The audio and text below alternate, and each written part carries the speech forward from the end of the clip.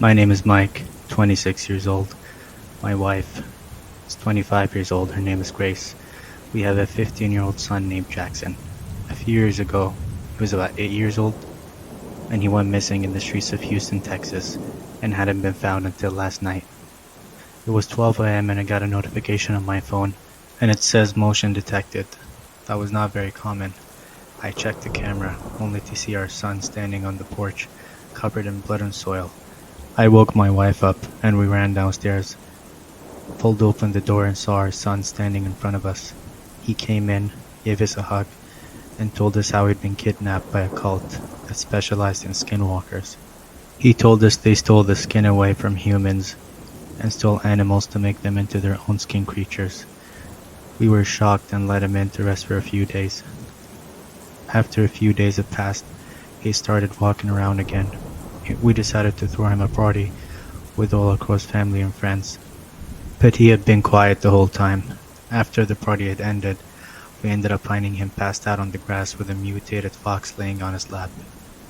We were horrified at the sight but decided to let it go because of the trauma he had to go through for the past 7 years. After the party incident, his behavior started getting even more strange. He would show up late at night with duffel bags full of whatever, but go straight up to his room without saying a word to me or his mother. We thought this was unusual, and Grace had tried to talk me into getting him a therapist or an emotional support dog, but I just let it pass. Now I know it shouldn't have been so easy with him and his reckless behavior. Me and my wife sat down to talk about what to do with him. Grace kept saying that he probably isn't our son anymore, that she once heard meowing coming from his back. It has now been 2 months since Jack came home. He took his mother out last night for a meal, and she has not returned home.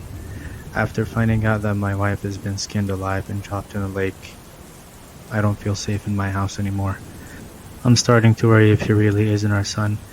Lately he's been bringing girls home and taking them downstairs to the basement, and then taking them down to the lake. I would like to apologize to all the parents of the ladies that dated a boy with dirty blonde hair and blue eyes.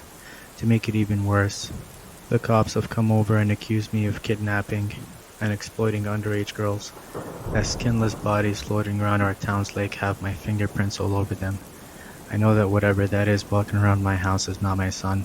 Now with that thing holding a knife to my throat as I finish the story, I have one reminder for all the parents with recently found children out there. Check your children for neck zippers.